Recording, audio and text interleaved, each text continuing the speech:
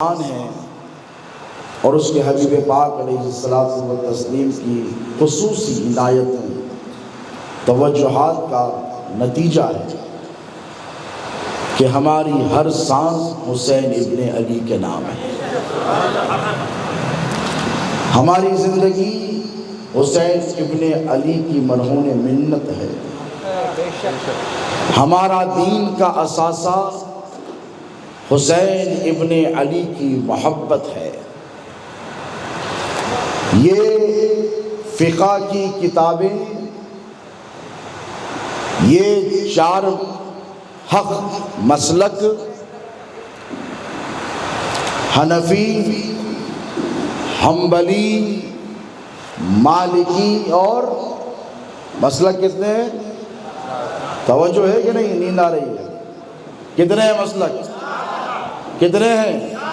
چار مسلک، اور یہ چار کی ترتیب بھی اللہ کی طرف سے بنائی ہوئی ہے، بڑی اہم ہے۔ یہ چار اہم فرشتے ہیں، چار رسول ہیں، چار خلفائے راشدین ہیں، اور یہ چار ائمہ فقہ بھی ہیں۔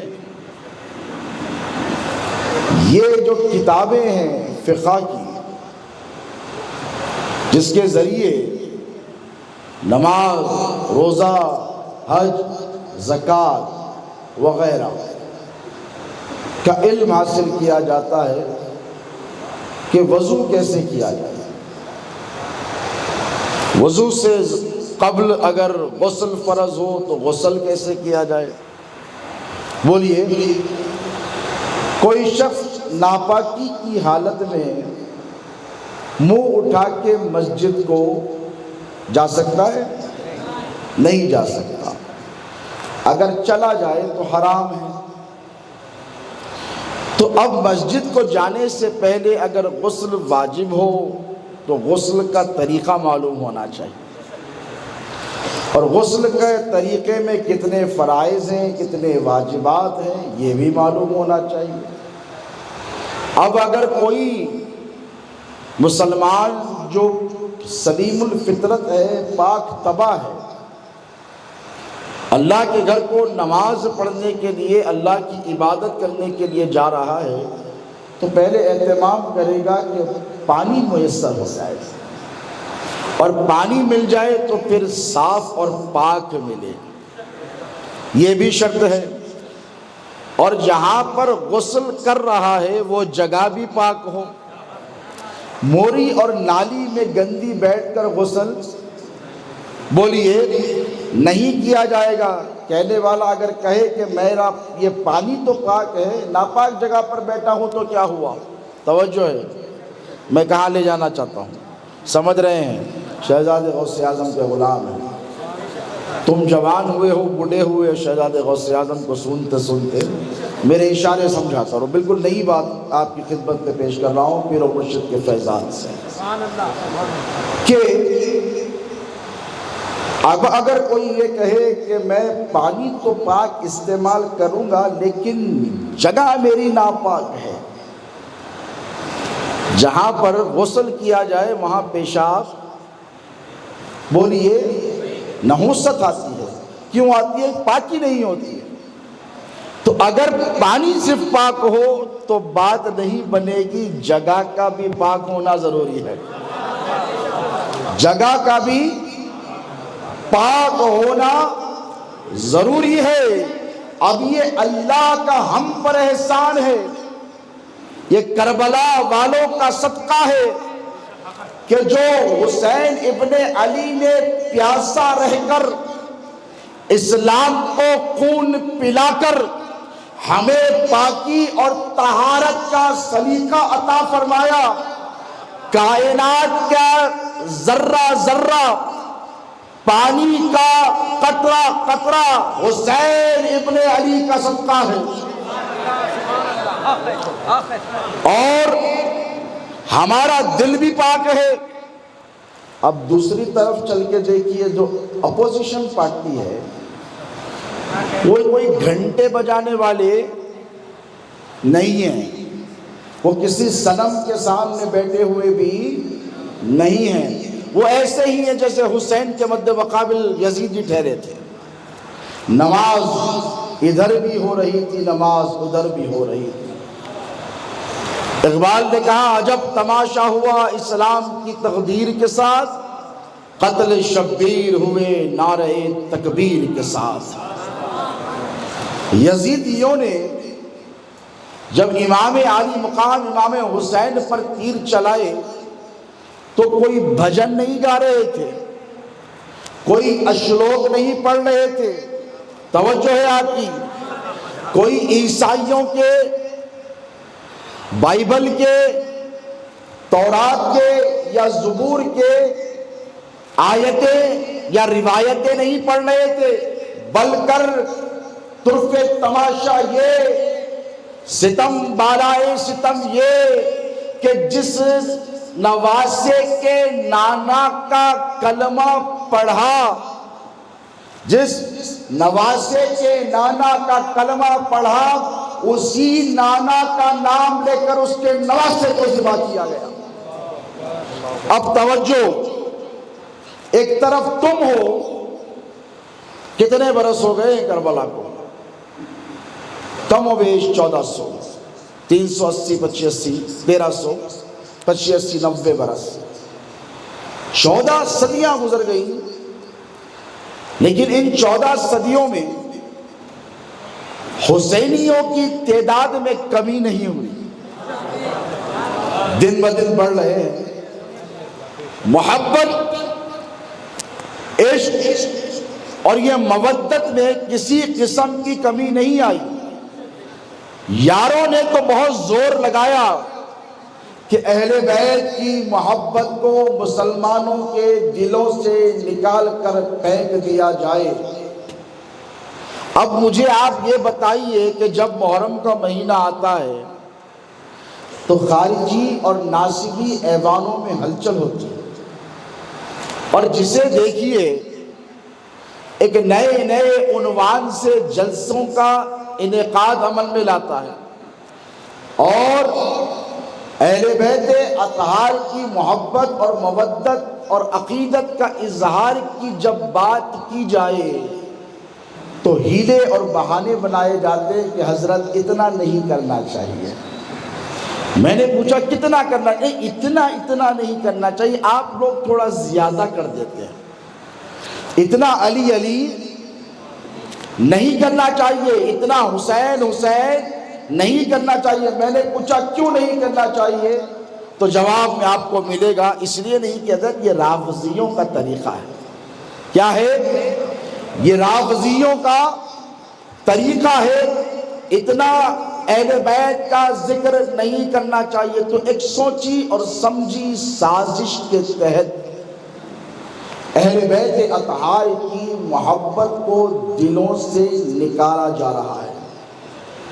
اب یہ جو آپ کے دلوں میں محبت ہے، یہ آپ کی کوشش کی وجہ سے نہیں ہے، بولیے، نہیں ہے، یہ اللہ کا کرم ہے، یہ اللہ کا فضل ہے، یہ اللہ کی عطا ہے۔ اللہ نے آپ کو منتخب کیا، منتخب فرما کر آپ کے دلوں پر توجہ کی، اور جب توجہ فرمائی تو اہل بیت اطہار کی محبت کو آپ کے قلوب میں ڈال دیا۔ یہ آپ کی اپنی محنتوں کی وجہ سے نہیں ہے، آپ چوزن ون ہیں، آپ پریولیجڈ ہیں، آپ کو اللہ رب تبارک و تعالی نے منتخب فرمایا۔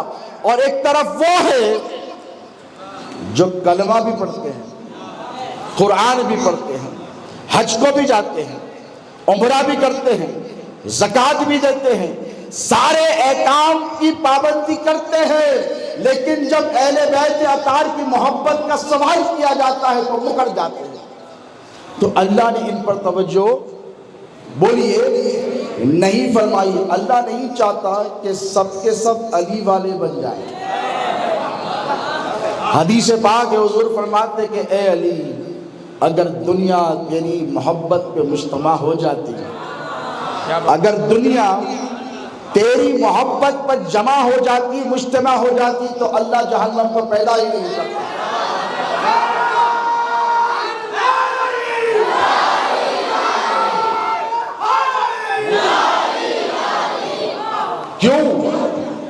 اسی لیے کہ حضور نے فرمایا اے علی تیری محبت، اے علی تیری محبت گناہوں کو ایسے ختم کر دیتی ہے جیسے سوکھی لکڑی کو آگ جلا کر بھسم کر دیتی ہے۔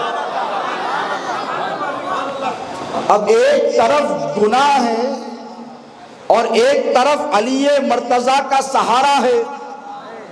اللہ رب تبارک و تعالیٰ کے محبوب پاک علیہ السلام نے بشارت عطا فرمائی کہ اے علی تجھ سے محبت وہی کرے گا جو ایمان والا ہوگا، اور تجھ سے بغض رکھے بغیر منافق رہ نہیں سکے گا۔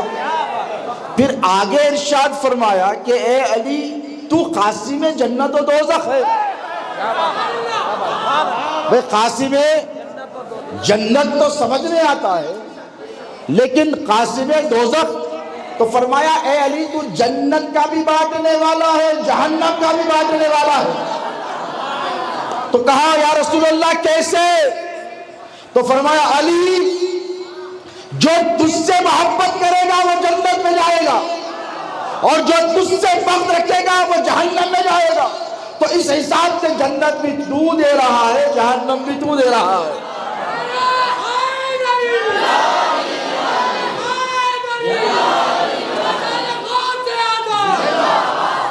اب یہ مولا کائنات شیر خدا کی عظمت ہے۔ اب یہ جو احادیث تواتر کے ساتھ، بیٹے پیر نیچے کرو، تواتر کے ساتھ مولا کی فضیلت میں خدا کی قسم کسی کی فضیلت میں نہیں ہے۔ آپ صاحب ایمان ہیں، اپنی ماں کو دعائیں دیں، اپنی دادی کو دعائیں دیں، اپنی نانی کو دعائیں دیں، نسب پاک ہے، نسب پاک ہے۔ اسی لیے جب علی کا ذکر ہوتا ہے تو آپ خوش ہو جاتے ہیں۔ اور اہل بیت کا ذکر کیوں ضروری؟ ہر سال پابندی سے اللہ سلامت رکھے صوفی عبد المجید قادری صاحب قبلہ ہیں، خلیفہ شہزاد غوث اعظم محمد عبد العظیم سوداگر قادری، تاج الدین، یہ ہمارے تمام مریدین سلسلہ سب کی محنتوں کا اثر ہے کہ جلسہ ضرور منعقد کرتے ہیں۔ حالانکہ میں کہتا ہوں کہ کل بھئی بڑی مصروفیت تھی، شب عاشور تھی، بہت بڑا جلسہ حیدرآباد میں ہوتا ہے، اور میں بھی چاہتا ہوں کہ خانقاہ میں کوئی ایکٹیویٹی ہو، لیکن محبتیں آپ کی ایسی ہیں کہ اگر چاہوں تو نیاز وغیرہ کا اہتمام ہو، مریدین سلسلہ آ جائیں، میرے لیے آسانی ہو جائے، لیکن میں نے نادر کو منتخب کیا کیونکہ یہ میرے پیر کی پسند ہے، یہ ان کے پیر سرکار موسیٰ قادری کی پسند ہے، اور ہم یہاں پر اس لیے آتے ہیں کہ جب آتے ہیں تو بڑے پرسکون ہو کر جاتے ہیں۔ کیوں؟ یہ خطے میں جتنوں کے دلوں میں جھانک کر دیکھا ہے نا، علی علی نظر آتا ہے۔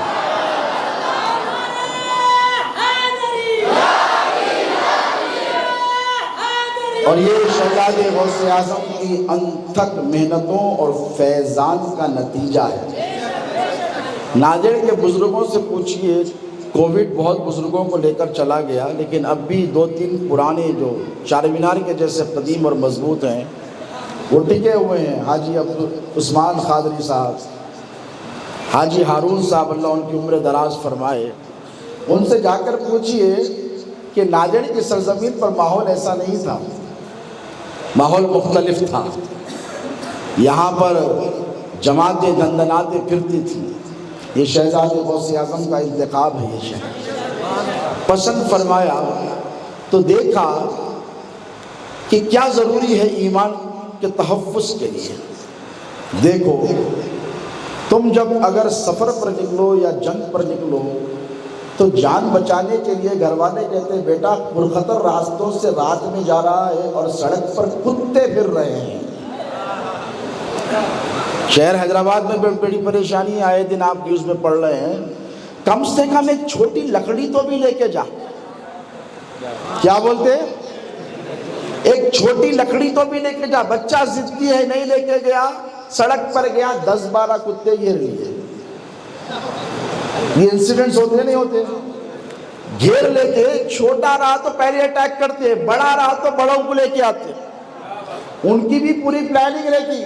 اب اگر چھوٹی سی لکڑی ہاتھ میں ہے آپ کو معلوم ہے آپ اس کا کچھ نہیں بگاڑ سکتے، لیکن اس کو یہ معلوم ہے ہاتھ میں لکڑی ہے، پڑی تو مشکل ہو جاتی۔ تو بلا تشبیہ اور بلا تمثیل ہندوستان میں ہر طرف خارجی اور ناصبی کتوں کے غول تھے۔ جہاں وفاداران اہل بیت نکل جاتے، گھیر لیے جاتے، تنہا ہوتے، لوچ لیے جاتے، یہ تو علی کے لال شہزادے غوث اعظم کا فیضان ہے۔ ہر سنی مسلمان کے ہاتھوں میں ایک ایسی لکڑی بھی ہے جسے دیکھ کر خارجی ناصبی کتے بھاگ جاتے ہیں۔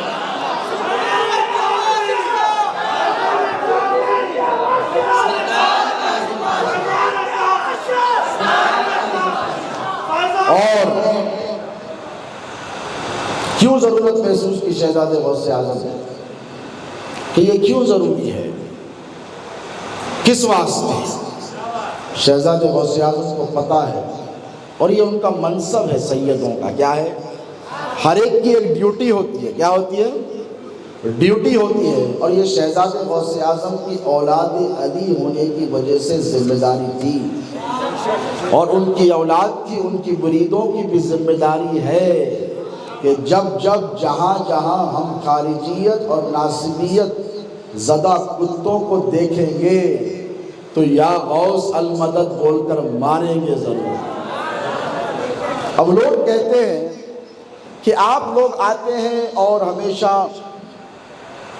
مخالفت کی بات کرتے ہیں اور لوگوں پر اعتراض کرتے ہیں، تو میں نے کہا پیاری بات اتنی سی ہے کہ جب جس ڈوز کی ضرورت ہوتی ہے تب وہ ڈوز دیا جانا ضروری ہوتا ہے۔ اہل بیت اطہار کی محبت میں مجتمع اس لیے کیا جاتا ہے کہ ایک سال پتہ نہیں کیسے کیسے گزر جاتا ہے۔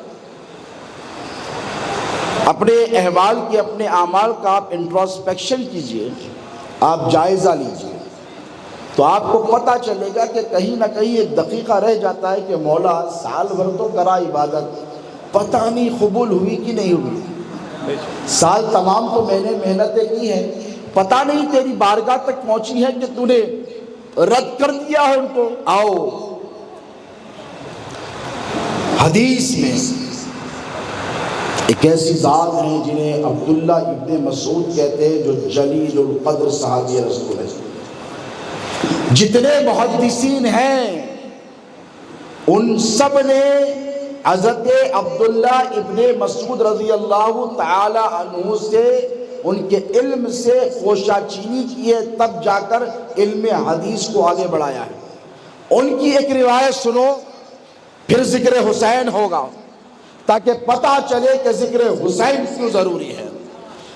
وہ حضور پاک علیہ السلام کی ایک حدیث مبارک مرفوعاً روایت کرتے ہیں اور کہتے ہیں کہ میں نے اللہ کے رسول علیہ السلام سے سنا ہے، آقا کریم علیہ السلام نے ارشاد فرمایا ہے کہ میری اہل بیت کی ایک دن کی محبت ایک سال کی عبادت پر افضل ہے۔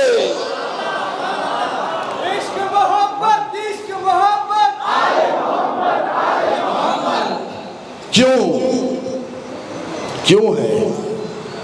اب ذرا سوچو، آقا و مولا علیہ السلام ہمارے اور آپ کے نبی، یہ بات طے شدہ ہے کہ اپنی امت سے بے پناہ محبت فرماتے ہیں، ہے کہ نہیں؟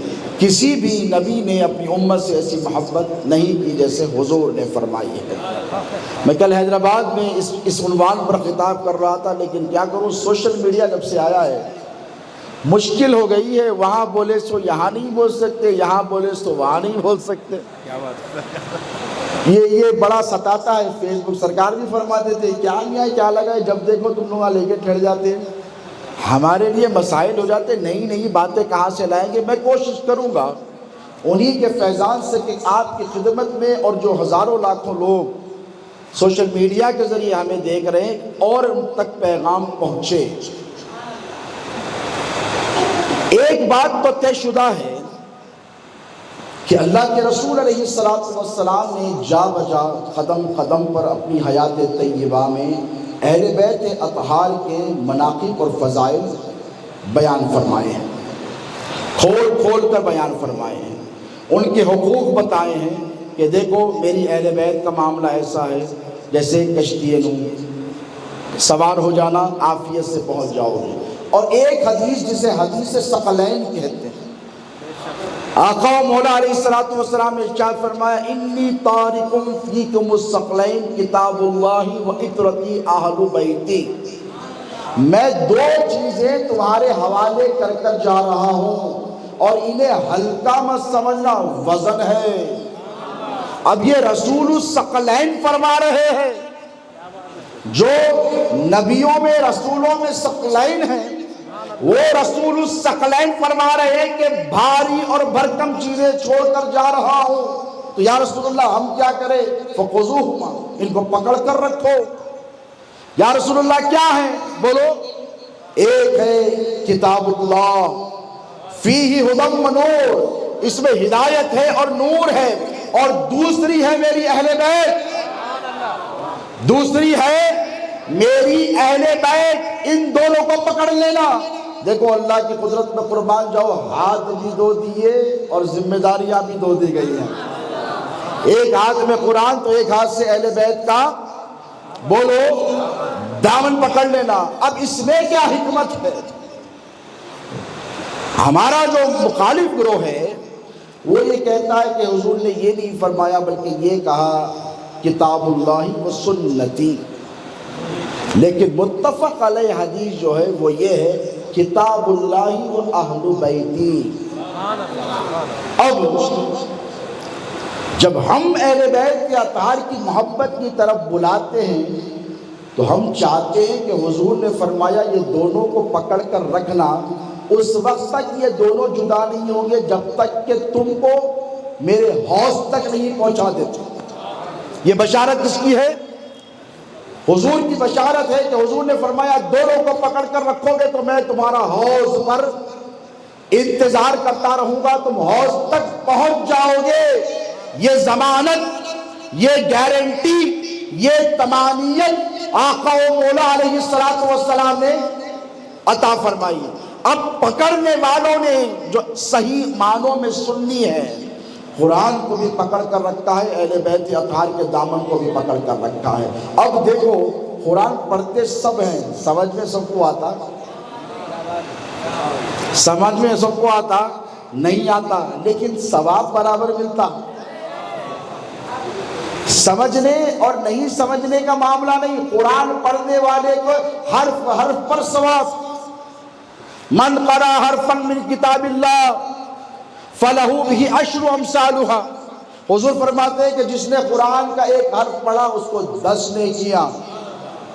لا اقول الف لام میم حرف، پھر آگے فرماتے میں نہیں کہتا کہ الف لام میم ایک حرف ہے۔ مصطفیٰ کا جوش سخاوت، دریائے سخاوت جوش میں آیا، حضور نے فرمایا لا اقول الف لام میم حرف بل اقول الف حرف ولام حرف ومیم حرف، بلکہ تو میں کہتا ہوں، حضور فرماتے الف بھی ایک حرف ہے، لام ایک حرف ہے، میم 3 لفظ پڑھو، ثواب کتنا؟ فیس نے کیا اکاؤنٹ میں ٹرانسفر۔ میں پوچھا پیارے الف لام میم سمجھا؟ تو بولے یہ تو کوئی نہیں سمجھ سکتے نا حضرت۔ میں بولا آگے آیتیں پڑھتا ہے سمجھا؟ تو بولے نہیں سمجھا حضرت، لیکن حضرت سمجھو نکو سمجھو، اتنا تو رسول اللہ کا وعدہ ہے کہ ایک ایک حرف پہ 10 نے کیا ہے۔ اب یہ نہیں کہا گیا کہ سمجھ کے پڑھنے والے کو 100 نے کیا یا عمل کرنے والے کو 1000 نے کیا۔ حضور نے فرمایا پڑھ لیا، بغیر سمجھے بھی پڑھ لیا تو تجھے 10 نیکیاں عطا کی جائے گی۔ قرآن ہے، اہل بیت ہے، اہل بیت کو دیکھا، ان سے محبت کی، اگر ان کے شان و مقام کو نہیں سمجھا تب بھی نجات ہی نجات ہے، کوئی فرق نہیں ہے۔ اس لیے کہ رسول اللہ نے دونوں کو ساتھی بنایا ہے۔ کیا بنایا ہے؟ اب وہ آپ کا ساتھی نہیں، آپ لوگ غلط سمجھ جائیں گے یا پھر ساتھی آپ خوش ہو جائیں گے، میں اس طرف نہیں جا رہا ہوں۔ ساتھی بنایا ہے، کیا بنایا ہے؟ ساتھ، دونوں ساتھ ساتھ رہیں گے۔ اب یہ اللہ کا احسان ہے کہ ہمارے ہاتھوں میں اہل بیت کا دامن ہے، لیکن جنہوں نے چھوڑا انہوں نے کیوں چھوڑا؟ افسوس تو ان پر ہے جنہوں نے نبی کی آل کا دامن چھوڑ دیا۔ آج بھی مسئلہ یہی ہے، ہم آئے یا شہزاد غوث اعظم آتے تھے یا کوئی اور سادات آئے، ارے ان کو چھوڑو ہٹاؤ، کیا آتا ہو، ان کو کیا معلوم ہے، ان کے پاس کیوں جاتے ہو، ان کے پاس مت جاؤ۔ تو یہ ایک مہم ہے، ایک سازش ہے کہ سادات کا دامن تم سے چھڑا دیا جائے۔ اب جب سادات کا دامن چھوڑنے والے تو چھوڑ رہے ہیں، لیکن جنہوں نے پکڑا ہے ان کا عقیدہ ہر کی طرح مضبوط ہے، وہ قربان ہونے کے جذبے سے اس میدان میں آئے ہیں۔ اقبال نے کہا تھا کہ یہ شہادت گہے الفت میں قدم رکھنا ہے، لوگ آسان سمجھتے ہیں مسلمان ہونا۔ ہم یہ جان کر آئے ہیں کہ جان کی بازی لگانے کے لیے آئے ہیں۔ آج کربلا کو ہوئے 1400 برس گزر گئے ہیں، لیکن حسین کی یاد میں کوئی کمی نہیں ہے، محبت میں کوئی کمی بولو ہے نہیں ہے، عقیدت میں کوئی کمی نہیں ہے، وابستگی اور وارفتگی میں کوئی کمی نہیں ہے۔ 1400 برس گزر گئے، لیکن آج بھی میرا حسین ہمارے دلوں میں، ہمارے سینوں میں سانسیں بن کر دھڑک رہا ہے۔ ہمارے دل میں ہے کہ نہیں؟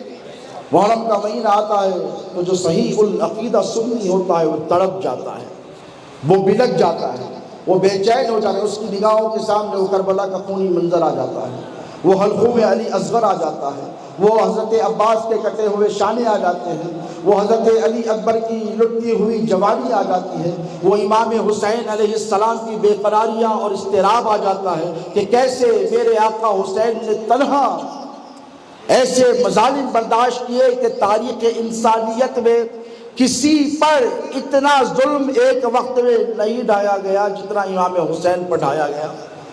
ہماری نگاہوں کے سامنے بی بی زینب کی وہ بے قراری آ جاتی ہے، وہ اضطراب آ جاتا ہے، وہ بے چینی آ جاتی ہے، اور اب بے قرار ہو جاتے ہیں۔ کیوں ہو جاتے ہیں؟ اس لیے ہو جاتے ہیں کیونکہ ہمارے دل پاک ہیں اور اہل بیت کی محبت میں دھڑکتے ہیں، اور ایک طرف وہ لوگ ہیں جو رخ پھیر کر بیٹھ جاتے ہیں، نہ ان کے پاس مجلس کا اہتمام ہوتا ہے، نہ ان کے پاس جلسے کا اہتمام ہوتا ہے، نہ وہ امام حسین علیہ السلام کی یاد میں کسی قسم کا کوئی پروگرام کرتے۔ کیوں؟ دیکھو دوستو، 1400 سال کے بعد بھی تمہارے دل امام حسین کی محبت میں مچل رہے ہیں، یہ اللہ کا تم پر احسان ہے، تم شکر ادا کرو۔ تم اپنے باپ دادا کو دعائیں دو کہ جنہوں نے تمہیں اس رستے پر ڈالا ہے، ان مشائخ کبار بشمول شہزاد غوث اعظم پر سلامتیاں بھیجو، ان کے درجات کی بلندی کی دعائیں کرو کہ جنہوں نے اہل بیت کی محبت کو تمہارے سینوں میں پیوست فرما دیا ہے۔ یہ خدمات ہے، یہ اللہ کا تم پر کرم ہے، تم جتنا شکر کرو اتنا کم ہے۔ 1400 سال کے بعد تمہارے پاس اتنی محبت ہے، لیکن 50 سال ہوئے تھے بس۔ میرے حضور کو گئے صرف 50 سال کا عرصہ ہوا تھا۔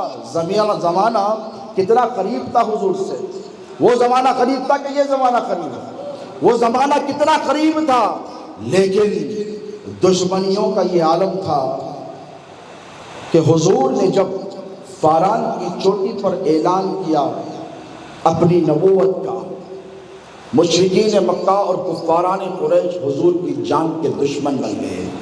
اس کے باوجود بھی میرے نبی اعلان نبوت کے بعد کتنے سال رہے مکے میں؟ 13 سال، بولو 13 سال مکے میں رہے۔ اگر اللہ چاہتا تو 13 دن میں اپنے محبوب کو مکے سے نکال لیتا کہ محبوب چھوڑ دو۔ مکے والے کیا اللہ کو پتہ نہیں ہے؟ اب یہ نکتہ ان ساتھیوں کے لیے جو سن رہے ہوں گے تو کیا اللہ کو پتہ نہیں ہے؟ نعوذ باللہ من ذالک، کیا اللہ کے علم میں نہیں؟ یہ کہتے ہیں حضور کے علم میں نہیں ہے، تو کیا اللہ کے علم میں نہیں تھا کہ نہیں مانیں گے؟ یہ مکے والے نہیں مانیں گے، ابو لہب نہیں مانے گا، ابو جہل نہیں مانے گا، شیبہ نہیں مانے گا، عتبہ نہیں مانے گا، ابو سفیان نہیں مانے گا، ہندا نہیں مانے گی۔ یہ کیا اللہ کو خبر نہیں؟ اللہ کو خبر ہے، لیکن اللہ نے اپنے محبوب کو سلسلے وار آزمائشوں سے گزارا پر بنائی، تو کیا اللہ قادر نہیں ہے کہ اپنے محبوب کی جان کا تحفظ کر دیتا؟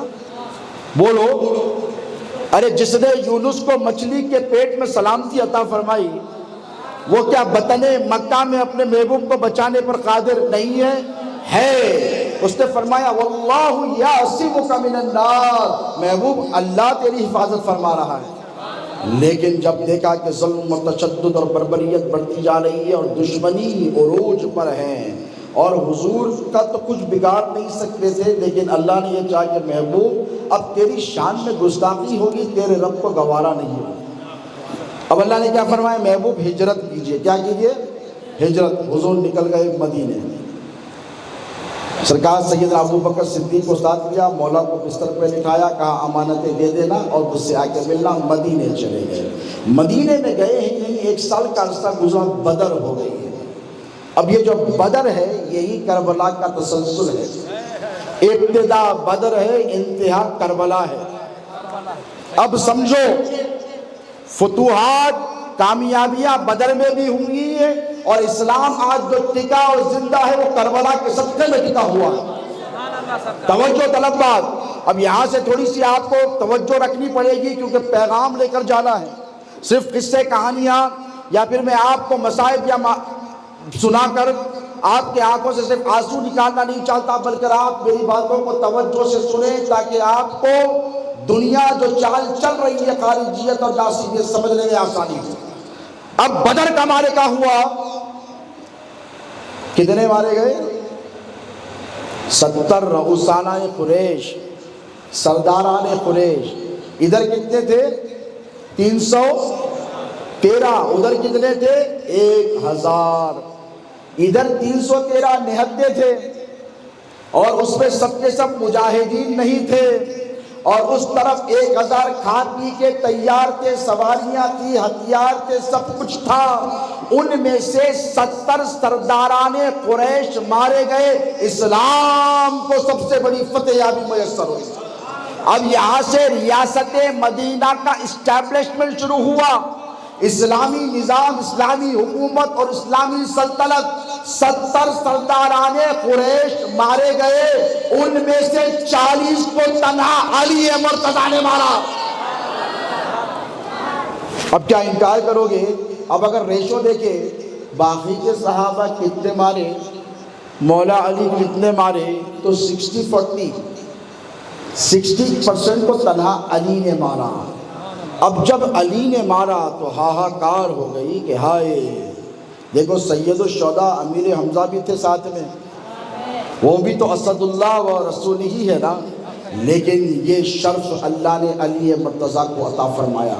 5000 فرشتوں کو آسمان سے اتارا صحابہ کی مدد کے لیے، لیکن علی مرتضیٰ کی جب تلوار بدر میں چلی، ایسی چلی کہ 40 کو تیغ کر کر زمین تک پیوست کر دیا۔ اب تک تو دشمنی مصطفیٰ سے تھی، بنو امیہ کو اب تک دشمنی مصطفیٰ کریم سے تھی، لیکن دشمنی کا دھارا بدلا۔ انہوں نے کہا کہ نبی تو ٹھہرے ہوئے تھے، مارنے والا تو علی ہے۔ جنگ کا نقشہ بدل رہا تھا، جتانے والا تو علی ہے۔ اگر علی نہ ہوتے تو بدر نہ جیتی جاتی۔ اب یہ دشمنی بڑی، اتنی بڑی آج بھی چل رہی ہے، یہ دشمنی تھمی نہیں ہے۔ اب بنو امیہ کے 2 دشمن ہو گئے ان کی نظر میں، ایک محمد رسول اللہ صلی اللہ علیہ وسلم اور دوسرے مولا علی مشکل کشا۔ اب یہ ہمیشہ ان کی طاق میں رہنے لگے، مولا علی مشکل کشا کو قدم قدم پر تکلیفیں دینے لگے۔ پھر وہ وقت بھی آیا کہ ہمارے اور آپ کے نبی پاک علیہ الصلوۃ والسلام اس دار فانی سے پوچھ کر چلے گئے، اور جاتے جاتے حضور نے مولا علی کی ولایت کا اعلان فرما دیا۔ من کنت مولا فہذا علی مولا، میں جس کا مولا ہوں علی بھی اس کا مولا ہے۔ یہاں پر بھی کچھ لوگوں کے پیٹ میں تکلیف ہوتی ہے، مولا کا مطلب ہے دوست۔ کیا بولتے ہیں؟ مولا کا مطلب ہے دوست. تو میں نے کہا حدیث کا مطلب کیا ہے؟ میں جس کا مولا علی اس کا مولا. میں نے اس بدنصیب سے پوچھا تو کیا رسول اللہ کو تو دوست سمجھتا ہے؟ بولو, کیا تو رسول اللہ کو اپنا دوست سمجھتا ہے کہ جو علی کو مانے کے دوست کے لیتا ہے؟ نہیں, کہنا پڑے گا من کنت مولا کا مطلب یہ کہ حضور نے فرمایا کہ میں جس کا آقا علی بھی اس کا آقا. یہاں دوست کے معنی نہیں لیے جائیں گے. اب دیکھو دوستو, اہل بیت اطہار سے دشمنیوں کا یہ جو سلسلہ بڑھا, یہ تھمنے کا نام نہیں لیا. ایک طرف حضور ہیں جو اپنی امت سے اتنی محبت فرما رہے ہیں کہ جاتے جاتے حضور نہیں چاہتے کہ میں میری امت کو تنہا چھوڑ کر جاؤں. حضور چاہتے تو فرما دیتے نا کہ میں جا رہا ہوں, ساتھ میں صحابہ کو چھوڑ کر جا رہا ہوں. حضور ایسا نہیں کہ صحابہ سے بھی بہت محبت کرتے تھے. امیر المومنین سیدنا ابو بکر صدیق رضی اللہ تعالی عنہ کی امامت میں مسجد نبوی میں حضور نے 12 نمازیں پڑھی. کتنی؟ 12 نمازیں پڑھی. اب یہاں پر پھر لوگوں کے پیٹ میں تکلیف ہوتا ہے, خارجیوں. دیکھے حضرت ابو بکر کو بڑھائے, علی کو نہیں بڑھائے. میں نے کہا دیوانو, تم نے رسول اللہ کی حکمت کو سمجھا نہیں ہے. اگر میرے نبی اس وقت علی کا ہاتھ پکڑ کر جیسے بیر خم میں مولائیت اور ولایت کا اعلان فرمایا تھا, اگر علی کو مصلی پر ٹھہرا دیتے پھر روئے زمین پر قیامت تک سیدوں کے سوا کوئی مصلی پر ٹھہرنے والا نہیں ہوتا.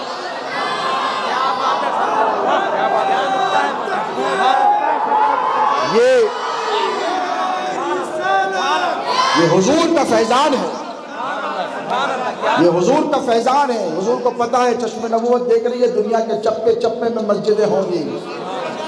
تو حضور نے کہا کہ ابو بکر تم پڑھاؤ, علی کو تو میں نے ویسے ہی پہلے ہی امام کائنات بنا دیا. ارے وہ اس کی ساری نسلیں امام ہوں, اور اس وقت تک قیامت نہیں آئے گی جب تک کہ اس کی اولاد میں آخری امام نہیں آ جائے.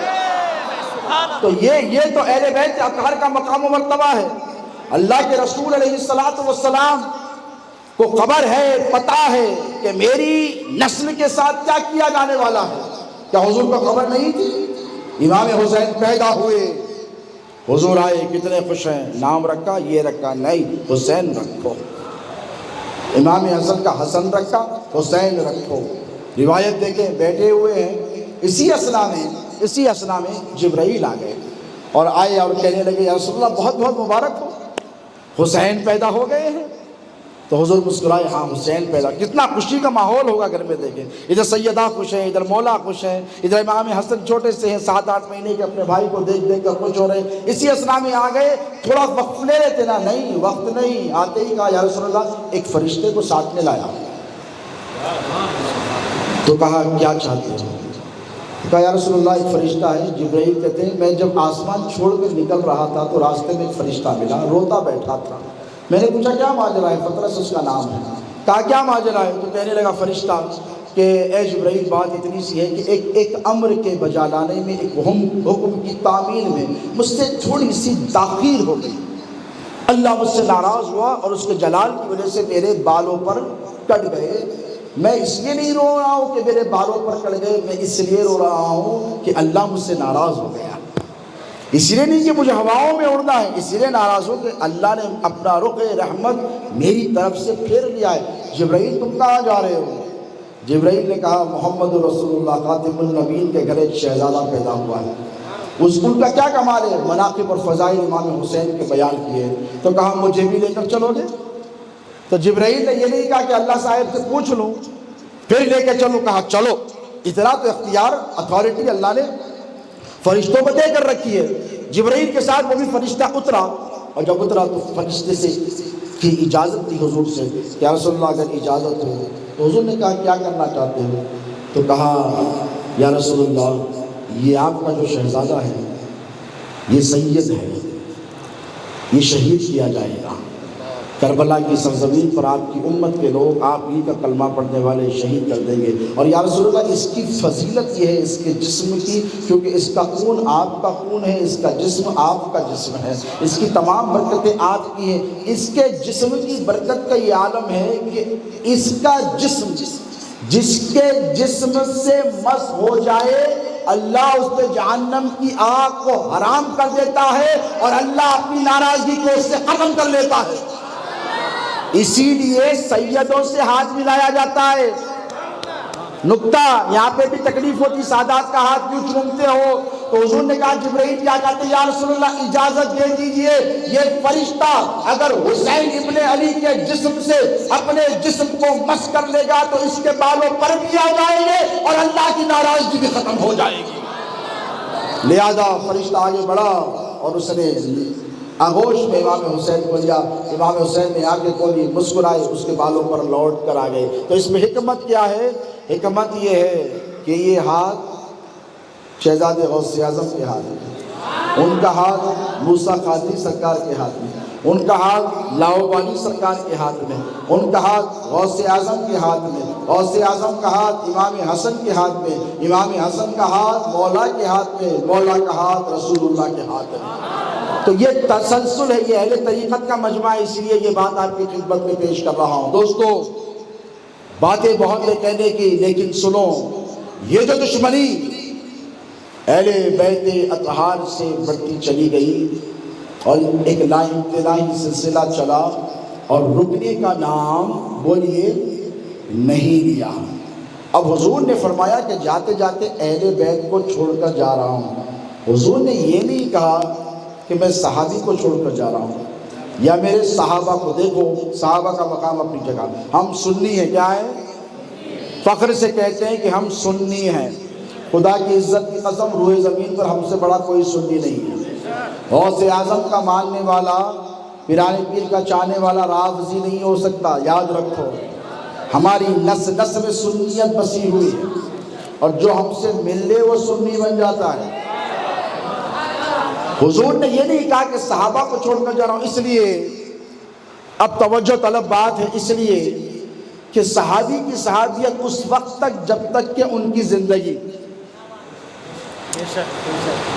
صحابی کو دیکھنے والا صحابی بنتا نہیں، بنتا تابعی بنتا۔ تو حضور نے یہ نہیں کہا کہ میرے صحابہ کو چھوڑے جا رہا ہوں، حالانکہ کلہم عدول فرمایا، بے شمار احادیث ہیں، بے شمار روایتیں ہیں، بے شمار قرآن پاک کی آیتیں ان پر فضیلتوں پر دلالت کرتی ہے، لیکن حضور نے یہ فرمایا کہ اہل بیت کو چھوڑ رہا ہوں اور ذمہ داری دے کر جا رہا ہوں۔ اے علی، دنیا میں تجھ پر اگر مظالم کی انتہا ہو جائے، کوفے میں تو اگر شہید کر دیا جائے، تب بھی میری امت کو تنہا نہیں چھوڑنا۔ مولا علی مشکل کشا کوفہ میں ضرب لگائی گئی، 1 مہینہ تلوار کو ابن ملجم نے زہر میں ڈبو کر رکھا، مارا۔ مولا کا رویہ کیا تھا؟ پانی پلاؤ اس کو، کھانا کھلاؤ اس کو، روٹی کھلاؤ اس کو۔ امام حسن امام حسین کو بلا کر کہا دیکھو یہ دنیا کے کتے دنیا کی حکومت کے پیچھے بھاگتے رہیں گے، دنیا کا اقتدار یا دنیا کی حکومت یا دنیا کی دولت یہ تمہارا نصب العین نہیں ہے۔ کہا بابا ہماری کیا ذمہ داری ہے؟ تو فرمایا میرے آقا کی امت کی دستگیری اور مشکل کشائی کرنا یہ تمہاری ذمہ داری ہے۔ امام حسن علیہ السلام کو ذمہ داری دی، 6 مہینے خلافت راشدہ کے عظیم الشان منصب پر امام حسن جلوہ گر رہے۔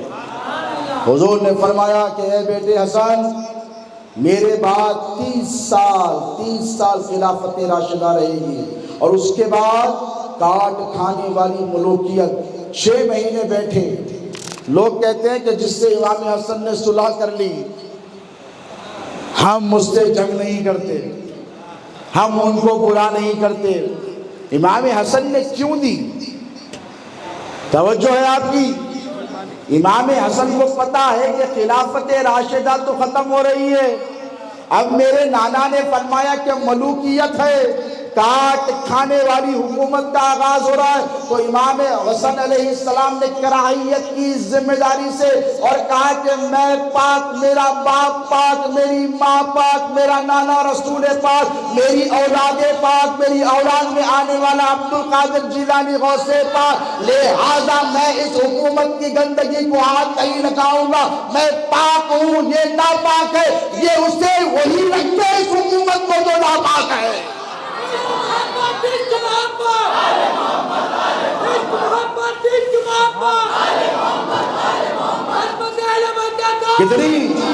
کتنی روایتیں چھپاؤ گے، کتنی روایتیں چھپاؤ گے۔ امام حسن علیہ السلام نے چھوڑ دیا اور کہا صلح، یہ صلح ہے، صلح کے کسی شرط کو پورا نہیں کیا گیا۔ پھر بات کربلا تک آئی دوستو، وہ امام حسین علیہ السلام کو اللہ کے رسول علیہ السلام نے کربلا کے لیے بہت پہلے تیار کر دیا، اور حضور کو خبر ہو گئی، جبرائیل نے آ کے دے دی، ولادت کے وقت یہ شہید کر دیے جائیں گے۔ کس کے ہاتھ؟ یہودیوں کے ہاتھ، نصرانیوں کے ہاتھ، مجوسیوں کے ہاتھ؟ نہیں، کلمہ پڑھنے والے مسلمانوں کے ہاتھ۔ توجہ ہے آپ کی، کلمہ پڑھنے والے مسلمانوں کے ہاتھ شہید کر دیے جائیں گے۔ حضور نے کیا کیا؟ تربیت شروع کر دی۔ دیکھو، جب میدان جنگ میں کسی فوجی کو بھیجتے ہیں تو آرمی میں کوئی آتا ہے تو ٹریننگ ہوتی ہے، ریگولر ٹریننگ ہوتی ہے، 5 7 8 سال پولیس میں بھرتی ہونے کے لیے اللہ کرا دے، تم کو کوشش کر رہے ہو، کتنی محنت لگتی ہے، محنت اور مشقت کے بعد فزیکل اسٹرینتھ پیدا کرنے کے بعد تب جا کر میدان جہاد میں یا پھر جنگ میں چھوڑا جاتا ہے۔ فوجی جو ہوتا ہے، جو آرمی مین، ایسے نہیں اتر جاتا، پوری ٹریننگ، جنگ کے پورے اصول ضوابط، ہتھیار کیسے چلایا جائے، جسم کو کیسے مضبوط رکھا جائے، طاقت اور قوت حاصل کرنے کے بعد ایک فوجی بنتا ہے، ایک فوجی ایک مجاہد بنتا ہے، یا تو شہید اعظم بننا ہے۔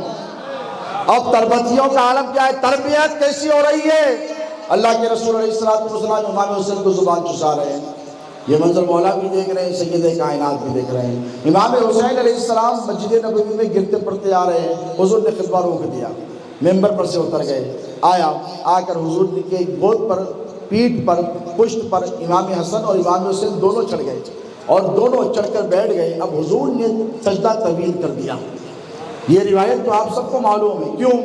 اس لیے سجدہ طویل کر دیا کہ حسین آج میری پیٹھ پر بیٹھا ہے۔ کون بیٹھا ہے؟ حسین میری پیٹھ پر بیٹھا ہے۔ شاہ است حسین، بادشاہ است حسین، دین است حسین۔ غریب نواز سرکار نے کیوں کہا دین است حسین؟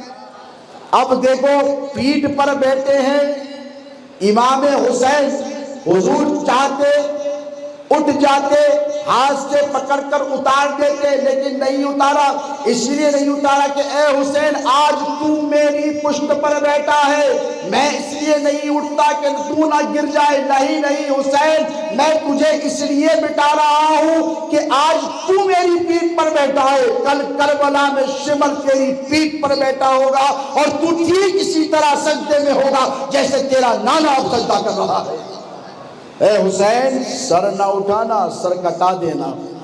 حسین، سر اس لیے نہیں اٹھانا کہ اے حسین، اگر تو سر سے اٹھ گیا اور تو نے میدان کارزات سے رخ کو موڑ لیا اور تو نے اپنی جان آفرین اللہ کے سپرد حوالے نہ کی، تو حسین تیری پشت پر چمر بیٹھا ہے، اسے تیرا گلا کاٹتا ہے تو کاٹنے دے، تو مت اٹھ، اس لیے کہ میں اٹھوں گا تو گرے گا، تو اٹھے گا تو اسلام گرے گا، پھر اسلام اگر گر جائے گا صبح قیامت تک اٹھ نہیں پائے گا۔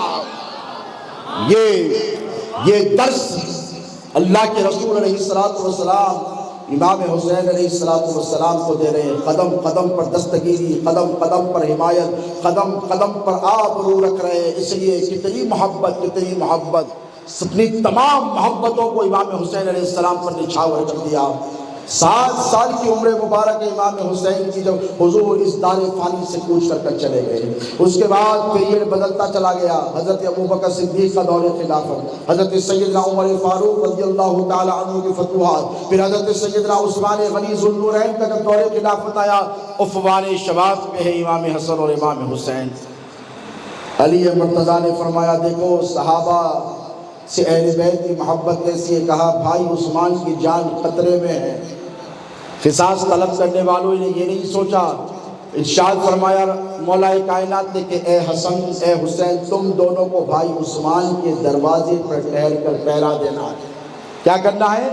پہرا دینا ہے۔ وہ تو قاتلان عثمان پیچھے سے آئے اور پیچھے سے آ کر قتل کر کر چلے گئے، اور افسوس کا مقام یہ کہ الزام مولا کائنات ہی پر لگایا گیا کہ علی دشمنان قاتلان عثمان کا قصاص نہیں لے رہے ہیں۔ اب یہاں سے منظر بدلا، بنو امیہ کی کاٹ کھانے والی حکومت کا آغاز ہوا، کربلا برپا ہوا۔ دوستو کربلا کیسے برپا ہوا پتہ ہے آپ کو؟ یزید کے باپ نے، جسے امیر شام کہتے ہیں، جناب معاویہ نے یزید کو تخت پر بٹھایا اور بٹھا کر کہا، اور یزید کی تائید اور تعریف کرنے والوں کی بھی اب کبھی نہیں رہی۔ آج سوشل میڈیا کا دور ہے، آپ دیکھیں چاروں طرف سے دیکھیں، یزید کی تائید اور اس کی حمایتیوں کا بھی ایک ٹولہ نکل کر آیا ہے۔ ابھی 10 روز پہلے 3 محرم کو 7 روز پہلے شیخ الاسلام علامہ طاہر القادری صاحب کی معرکۃ الآراء کتاب آئی، القول المتین فی امر یزید اللعین۔ اللہ رب تبارک و تعالیٰ ان کو جزائے خیر عطا فرمائے۔ وہ فنکشن میں میں بھی تھا اور میں نے بھی خطاب کی کتاب کے حوالے سے۔ انہوں نے مستند روایتوں کا ذخیرہ جمع کیا کہ یزید فاسق تھا۔ بولو کیا تھا؟ کیا تھا بولو؟ فاسق، فاجر تھا، لعنتی تھا۔ اس کے بعد کہا کافر تھا۔ کیا تھا؟ کافر تھا۔ یہ بنو امیہ اور بنو عباس کی جو حمایت کرتے ہیں وہ ذرا سوچیں۔ ہم میں سے اکثر جتنے یہاں مسلمان بیٹھے ہیں یہ حنفی ہیں۔ کیا ہے بولو؟ دنیا کی 75 سے 80% مسلمانوں کی آبادی کیا ہے بولو؟ حنفی ہے۔ امام اعظم ابو حنیفہ کی بتائی ہوئی فقہ تو تم نے لے لی، محدث کبیر بھی بن گئے، مفتی اعظم بھی بن گئے، مجدد دین و ملت بھی بن گئے، شیخ الاسلام بھی مل گئے۔ میں نے کہا کیسے بنے؟ تو کہا امام اعظم ابو حنیفہ کا فیضان ہے۔ یہ کیا ہے؟ یہ فقہ ہے جو امام اعظم نے دی۔ وضو کیسے، غسل کیسے، نماز کیسے، روزہ کیسے، حج کیسے، زکوٰۃ کیسے دی جائے، یہ ساری چیزیں کس نے بتائی؟ بولو۔ آپ حنفی ہے تو امام اعظم ابو حنیفہ کے طریقے پر چلتے ہیں۔ میں نے کہا دیوانوں تم میں ہم میں اتنا ہی فرق ہے، تم مولوی ہو ہم صوفی ہیں۔ تم نے اپنے مفاد کی چیز لے لی اور ہم نے امت کے مفاد کی چیز کو اپنا لیا۔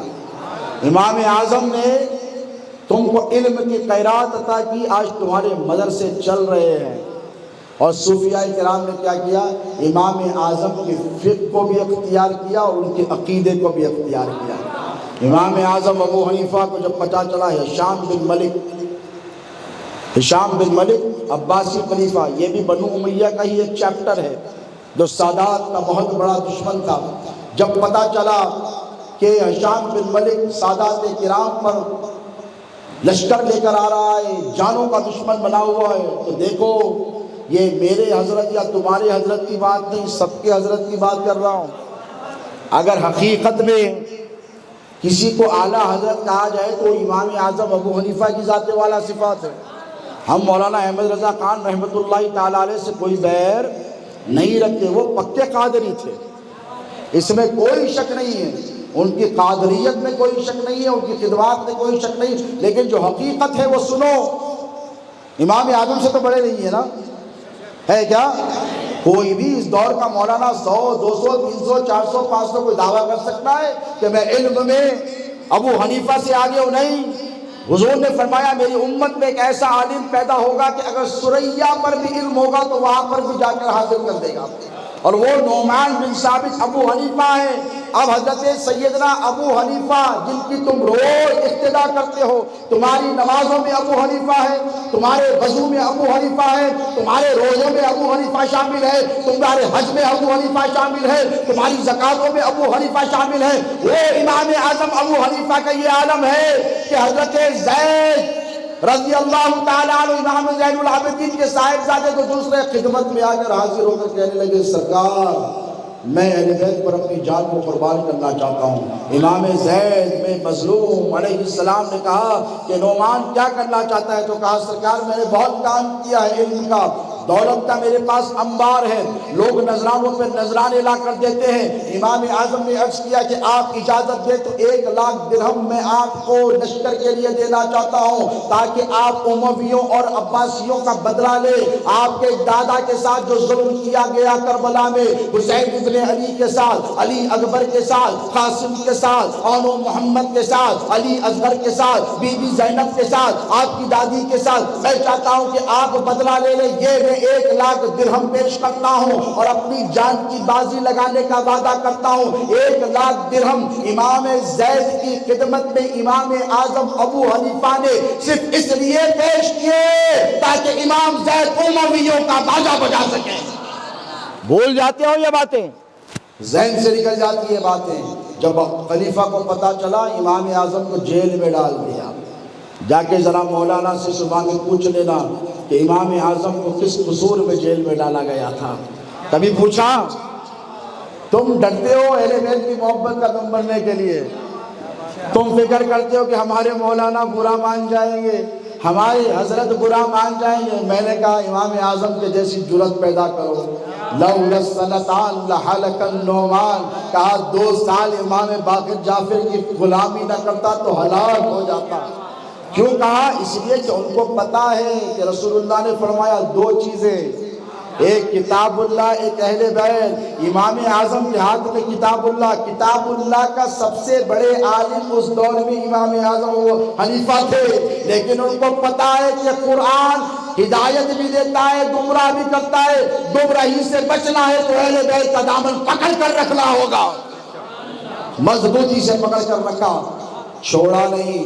صحابہ کے پاس چلو، اہل بیت کے بارے میں پوچھو، علی کے بارے میں پوچھو۔ امیر المومنین سیدنا عمر فاروق کیا کہتے ہیں؟ لولا علی لہلک عمر، علی اگر آپ میری مشکل کشائی کے لیے نہ ہوتے نا تو میں ہلاک ہو گیا ہوتا۔ ہلاک ہونا کس کو کہتے ہیں؟ مر گیا ہوتا نہیں گئے۔ اہل علم کو پتا ہے ہلاک ہونے کا مطلب ہے بری موت۔ آپ پڑھتے ہیں نا اخباروں میں، سڑک حادثے میں 3 ہلاک، سڑک حادثے میں 3 کا انتقال نہیں بولتے، آگ میں جل کر 5 آدمی ہلاک ہو گئے۔ کیا بولتے ہیں؟ آگ میں جل کر 5 آدمی کا انتقال پرملال نہیں لکھا جاتا، کیا لکھا؟ ہلاک ہو گئے۔ تو قربان جاؤ حضرت عمر کی حقانیت اور صداقت پر کہا علی اگر آپ میری مشکل کشائی کے لیے نہ ہوتے تو عمر ہلاک ہو گیا ہوتا۔ دوستو آج مسئلہ کیا ہے پتہ ہے آپ کو؟ ساری دنیا میں بر صغیر میں جب اہل بیت کا ذکر کیا جاتا، محرم کی مجالس برپا کی جاتی تو ان کے پیٹ میں تکلیف ہوتی ہے، کہتے ہیں کہ نہیں صحابہ کا ذکر کیجیے۔ میں نے کہا صحابہ کا ذکر کیجیے۔ میں نے کہا بیٹا تم نے اہل بیت اطہار کے ذکر کو سمجھا ہی نہیں۔ اہل بیت اطہار کا ذکر کیا ہے؟ حضرت عبداللہ ابن مسعود کیا فرماتے ہیں؟ 1 سال کی مقبول عبادت سے بڑھ کر وہ 1 دن ہے جو اہل بیت کی محبت میں گزار دیا جائے، اور یہ دن ہمارے نصیب میں آیا ہے۔ ہم 10 محرم الحرام کو پورا دن اہل بیت اطہار، بلکہ ہماری تو ساری زندگی کی فکر ہی کربلا ہے، اور جس کی فکر کربلا ہے وہی کامیاب ہے، یاد رکھنا۔ امام عالی مقام سیدنا امام حسین علیہ السلام اور اہل بیت اطہار، یاد رکھو اللہ کے رسول صلی اللہ تعالیٰ علیہ وسلم نے ان دونوں چیزوں کو تمہارے حوالے کیا ہے، اب پکڑ کر رکھو۔ اب یہ دیکھنا ہے کہ پکڑ کر کیسے رکھو گے۔ دور بڑا سخت ہے، حالات بڑے خطرناک ہیں۔ ہر شخص یہ چاہتا ہے کہ آج سویڈن میں، ڈنمارک میں قرآن مجید کی بے حرمتیاں کی جا رہی ہیں۔ دل تڑپ رہا ہے کہ نہیں؟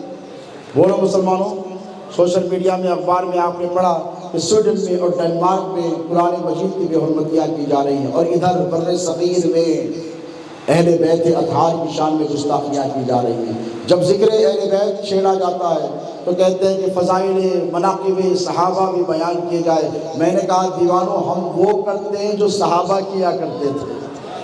صحابہ کیا کرتے تھے؟ ام المومنین عائشہ صدیقہ سلام اللہ علیہا مسلمانوں کی ماں کیا فرماتے ہیں؟ ذکر علی عبادت، علی کا ذکر کرنا عبادت، علی کی اولاد کا ذکر کرنا بھی عبادت، حسین ابن علی کا بھی ذکر عبادت، ان کی اولاد کا بھی ذکر عبادت۔ اس لیے یاد رکھو خارجیت بڑھے گی، بہت بڑھے گی، اور تمہارے ہاتھوں سے اہل بیت اطہار کا دامن چھڑانے کی حد المقدور کوشش کرے گی۔ لیکن کربلا کا منظر یاد رکھنا مسلمانوں، کربلا میں امام حسین چلے ہیں، کتنے ہیں؟ 72، بولو 72۔ سامنے کتنا بڑا لشکر ہے؟ 22,000 کا۔ پہلے 4,000 آئے، پھر بعد میں نکل کر اور 18,000 آئے، 22,000۔ کیا امام حسین کو پتہ نہیں ہے کہ 72 کا مقابلہ 22,000 سے نہیں ہوتا؟ بھئی آپ کو خبر ہے، مجھے خبر ہے۔ کیا امام حسین نے اسٹریٹجک پلاننگ نہیں کی ہوگی؟ یہ باب العلم کے بیٹے ہیں نا، جن کا بابا باب العلم ہو، اس کے بیٹے کو کیا یہ خبر نہیں کہ 72 کا مقابلہ 22,000 سے نہیں ہو سکتا؟ بولیے۔ لیکن امام حسین کے پائے استقامت میں ذری سی جنبش نہیں آئی، کہا 22,000 نہیں، 22 لاکھ بھی ہوں تو حسین ابن علی اسلام کو بچانے کے لیے اپنی جان قربان کر دے گا۔ 22,000 میں سے ایک نکل کے آیا۔ توجہ ہے آپ کی؟ کیا نام ہے ان کا؟ حضرت ہول۔ اگر امام حسین چاہتے کربلا میں تو 22,000 ادھر آ جاتے ہیں۔ مشکل تھا امام حسین کے لیے؟ بولو، مشکل تھا امام حسین کے لیے؟ 22,000 ادھر آ جاتے، لیکن 22,000 کو نہیں بلایا، 21,999 کو وہیں رہنے دیا، ایک کو لے لیا، ایک کا انتخاب فرمایا، اسے حر کہا، اور اس دوزخ میں جانے والے کو جنتی بنا دیا۔ اللہ نے کہا وَلَا تَقُولُوا لِمَنْ يُقْتَلُ فِي سَبِيلِ اللَّهِ أَمْوَاتٌ بَلْ أَحْيَاءٌ وَلَكِنْ لَا تَشْعُرُونَ۔ جو اللہ کی راہ میں مارے گئے ہیں انہیں مردہ ہرگز مت کہو، وہ زندہ ہے، تمہیں خبر نہیں۔ اس صف میں لا کر حضرت حر کو ٹھہرا دیا۔ جو جہنم کا ایندھن بننے والے تھے ان کو لا کر ادھر بولیے کہاں ٹھہرایا؟ جنت کا مستحق بنایا اور جنتی بنا دیا۔ میرے حسین اگر چاہتے ٹھوکر مار دیتے تو زمزم نکل کر آ جاتا۔ بھائی نہیں آتا، کیوں نہیں کیا؟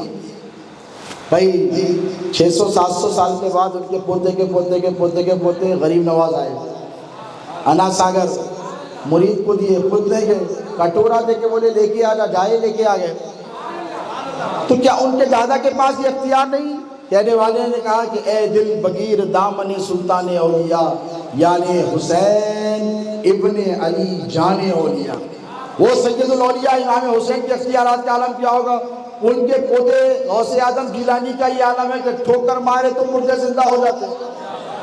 اچھا یہ میں دیگر جماعت والوں کے لیے نہیں کہہ رہا ہوں، ان کے لیے کہہ رہا ہوں جو یا غوث کا نعرہ لگا کر یا حسین کہنے سے ڈرتے ہیں، جو یا غوث کا نعرہ لگا کر یا علی کہنے سے گھبراتے ہیں۔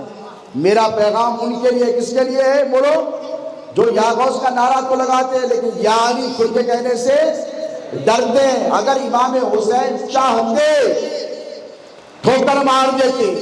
کسی کہنے والے نے کہا کہ علی اصغر کا یہ عالم تھا کہ کبھی بی بی زینب کے آغوش میں، کبھی امام حسین کے آغوش میں، کبھی بی بی سکینہ کی آغوش میں نہیں ہوئی ہے، اور زمین پر نہیں رکھتے، زمین پر نہیں رکھتے۔ وہاں پر ایک جھولا بھی بنایا گیا، لکڑیاں لائی گئی، کپڑا رکھا گیا، ایک کرتا امام حسین کا بنایا گیا اور اس میں علی اصغر کو لکھا دیا گیا، زمین پر نہیں رکھتے۔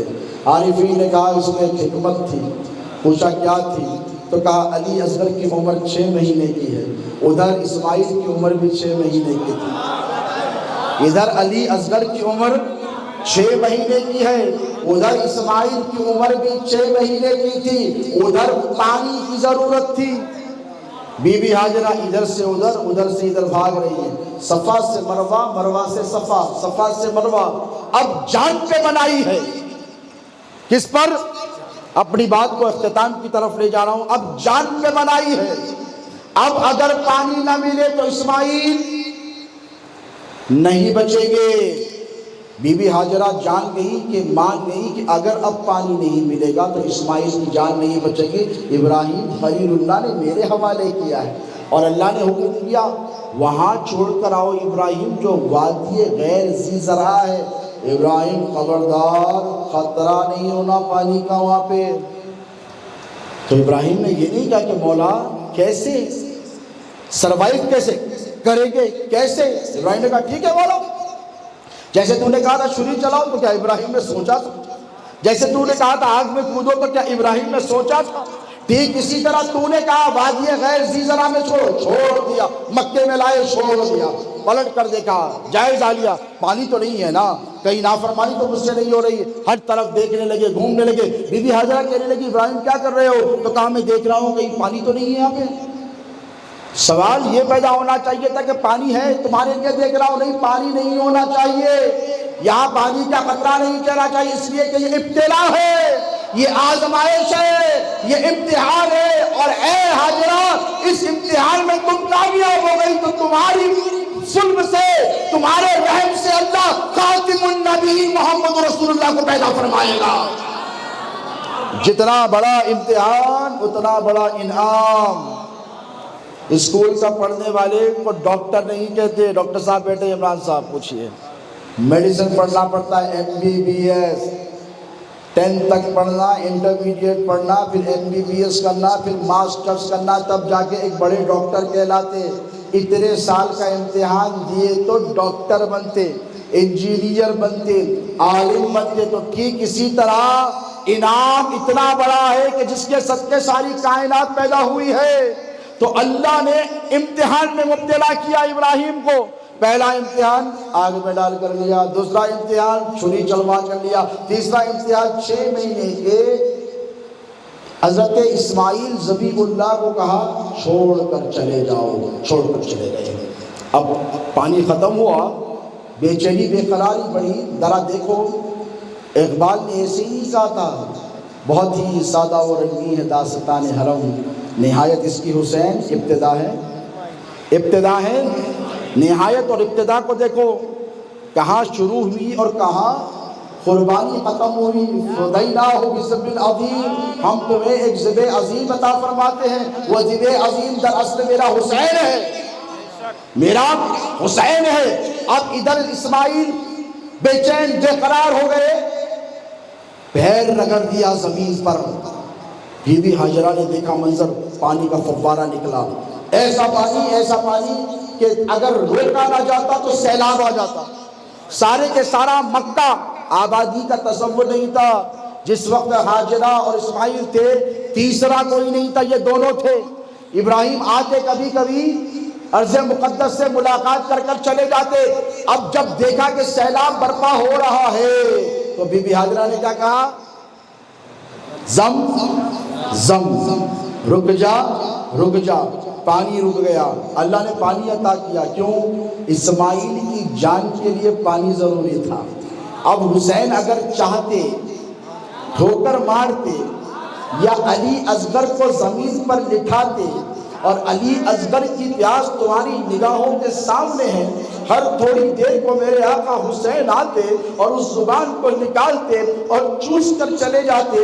کبھی علی اکبر آتے، علی اصغر کو زبان چسا کر جاتے، کبھی قاسم آتے، علی اصغر کو زبان چسا کر جاتے۔ سکینہ کی زبان خشک ہو گئی ہے، سکینہ بنت حسین کی زبان خشک ہو گئی ہے، پھر بھی آتی اور اپنی زبان نکال کر اپنے ننھے بھائی علی اصغر کے حلقوم میں ڈال دیتی۔ بی بی زینب نے پکار کر کہا کہ اے میری بھتیجی کیا کر رہی ہو؟ تمہاری زبان تو پہلے سے ہی خشک ہے۔ تو کہا تو بھی کیا کروں، مجھ سے علی اصغر کی پیاس برداشت نہیں ہوتی۔ تو اگر یہ بے چینی اور بے قرار، وہاں صرف اسماعیل بے چین تھے، یہاں حبیب اللہ کا پورا کنبہ بے چین ہے۔ وہاں تنہا اسماعیل کی بقا کی بات تھی، یہاں محمد رسول اللہ کے سارے خاندان کی بقا کی بات ہے۔ اب مجھے بولو مسلمانوں، دل پر ہاتھ رکھ کر کہ اسماعیل افضل ہے کہ میرے نبی محمد رسول اللہ افضل ہے؟ بولو، کون افضل ہے؟ بولو، میرے نبی افضل ہے۔ تو میرے نبی کا گھرانہ کتنا افضل ہوگا۔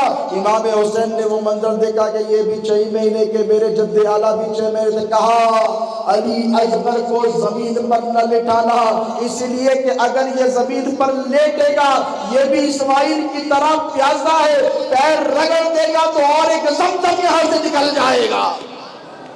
نکل جاتا نا زمزم اور سب کی بے چینیاں دور ہو جاتی ہیں۔ نہیں، حسین پانی نہیں چاہتے تھے دوست۔ یہ کس نے کہا حسین پانی چاہتے تھے؟ یہ کس نے کہا کہ علی اکبر پانی لانے گئے تھے؟ یہ کس نے کہا کہ حضرت عباس فرات تک گئے پانی لانے کے لیے؟ نہیں، یہ بتانے کے لیے گئے تھے کہ کم وقتوں کر کے یہ دل یہ نہ کہنا کہ اتنا چہیتا چچا تھا، اس نے کوشش تک نہیں کی فرات کو جانے کی۔ وہ گئے تھے اور اگر چاہتے تو پانی لے کر آ سکتے تھے، کیوں نہیں لایا؟ اسی لیے کہ ان کو پتا ہے یہ امتحان کی گھڑی ہے۔ وہاں مکے میں زمزم نکلا جان بچانے کے لیے، اور یہاں اسلام بچانے کے لیے نبی کی آل کا خون کا نکلنا ضروری تھا۔ خون کے فوارے نکلے، ہر طرف خون ہی خون ہے۔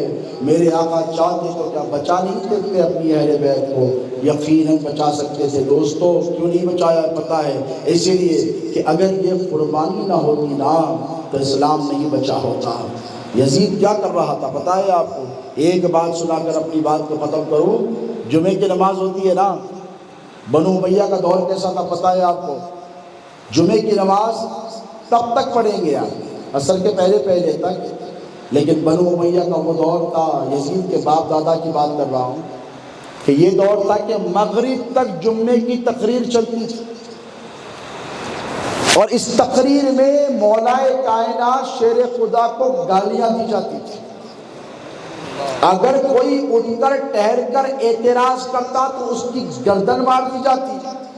امام حسین کی نگاہوں کے سامنے وہ ساری چیزیں ہیں، اور امام حسین علیہ السلام نے یہ تہیہ کر لیا کہ جان آفریں اللہ کے سپرد کروں گا اور اسلام کو بچا لوں گا۔ دیکھو امام حسین کی محبتوں کی طرف دیکھو، اللہ کی رضا کی خاطر اتنی بڑی عظیم قربانی کائنات میں کسی نے بھی پیش بولو نہیں کی ہے۔ یہ قربانی امام حسین علیہ السلام کی ہے دوستو، اور اس قربانی کو تم ہلکا مت سمجھنا۔ آج دنیا کی ہر مسجد سے اذانیں بلند ہوتی ہیں، یہ کربلا والوں کا صدقہ ہے۔ کہنے والے نے کہا تھا کہ خطر حسین اصل میں مرگ یزید ہے، اسلام زندہ ہوتا ہے ہر کربلا کے بعد۔ کیا مطلب ہے اس کا؟ پھر کربلا ہونے والی ہے نہیں، حسین کہاں سے لاؤ گے؟ علی اصغر کہاں سے لاؤ گے؟ علی اکبر کہاں سے لاؤ گے؟ ارے علی اکبر جب میدان میں اترے کربلا میں، یہی 10 محرم کا دن ہے دوستو، یزیدیوں کی صفوں سے شیخیں نکلے۔ حضرت قاسم کی شہادت کے بعد علی اکبر جب میدان میں اترے تو ایسے ٹھاٹا بنے ہوئے تھے، اور گھوڑے پر بیٹھ کر جب اترے تو یزیدیوں کی دن کی دنیا بدل رہی تھی۔ ہو سکتا تھا کہ اور ہور بن کر نکل آئے، لیکن بنو امیہ نہیں چاہتے تھے۔ تو صدائے بلند ہوئی جب علی اکبر گھوڑے پر بیٹھ کر رن میں اتر کر آئے، تو یزیدیوں نے صدائیں لگائی جنہوں نے اس سے قبل قاسم کو قتل کر دیا، جنہوں نے اس سے قبل عباس کو قتل کر دیا، جنہوں نے اس سے قبل اون و محمد کو قتل کر دیا۔ اب جب علی اکبر میدان میں اتر کر آئے تو کوفیوں نے، یزیدیوں نے صدا لگائی کہ اے علی اکبر ذرا رخ سے نقاب تو ہٹا دو، ہم تمہارے چہرے میں محمد رسول اللہ کو دیکھنا چاہتے ہیں۔ یہ صدائیں بلند ہوئی جیسے ہی علی اکبر رضی اللہ تعالی عنہ نے، جو شبیہ پیغمبر ہے، کیا ہے بولو؟ شبیہ پیغمبر ہے، رخ سے نقاب ہٹایا تو دیکھنے والی ہر آنکھ نے چیخ مار کر کہا یہ وہی نقشہ ہے، وہی آگے جو محمد رسول اللہ کی، وہی پیشانی ہے جو محمد رسول اللہ کی، وہی لحیہ ہے، وہی داڑھی ہے، وہی رخسار ہے، وہی آنکھیں ہیں، وہی ناک ہے، وہی رنگت ہے، ہو بہو وہی ہے۔ ادھر سے شمر اور خولی کو غصہ آیا۔ ابن زیاد نے کہا اگر اتنی محبت تھی تو پہلے کیوں ان کے لوگوں کو قتل کیا؟ چھوڑو، ان کے چکر میں مت آؤ، دولت تمہارا انتظار کر رہی ہے، عورت تمہارا انتظار کر رہی ہے۔ دنیا کا لالچ اور طمع دیا، یک بار بھی حملہ ہوا، 140 یزیدیوں کو تنہا علی اکبر نے تہدید کیا۔ معمولی بات ہے. یہ علی کا شعر ہے. جس میدان میں چلا جاتا جدھر سے گزر جاتا تو روایتوں میں آتا ہے جیسے بکروں کے ریوڑ میں شیر گھس جائے تو بکریوں کا جو عالم ہوتا علی اکبر کی جوانی کا یہ عالم تھا. اہل بیت اطہار کمزور نہیں تھے دوستو. اتنے دن کے پیاسے بھوکے اس کے بعد طاقتوں کا یہ عالم تھا. خدا کی عزت کی قسم دنیا نے ایسی شجی قوم دیکھی ہی نہیں ہے. ایسی بہادری کی کسی نے مظاہرے کیے ہی نہیں ہیں جو اہل بیت اطہار نے کیے. کربلا کی داستان بڑی سخت ہے دوستو, بڑی سخت ہے. وقت ملے زندگی میں تو پھر آپ کو سناؤں گا, لیکن میں نے جو باتیں آپ سے اس سے قبل کی ہیں ان پر غور و فکر کریں اور یاد رکھیں کہ یہ آئیڈیالوجی خارجیت اور ناصبیت کی ہے. یہ وہی ایجنڈا ہے جو کربلا میں انہوں نے بنایا تھا. یہ وہی ایجنڈا ہے جو نہروان میں بنایا تھا.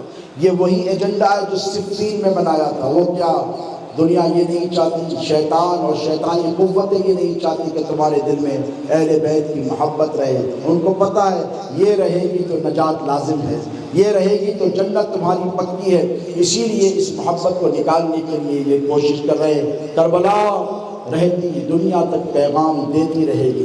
امام حسین علیہ السلام کی عظیم الشان قربانی یہ بتاتی رہے گی کہ اللہ کی رضا کی خاطر اگر اپنا سب کچھ قربان کرنا پڑے تو حسین ابن علی کی زندگی کو دیکھو, قربان کر دینا اور آگے بڑھ جانا. اللہ رب تبارک و تعالیٰ سے یہی دعا ہے کہ مولا ہمیں اہل بیت اطہار کی سچی پکی محبت عطا فرما.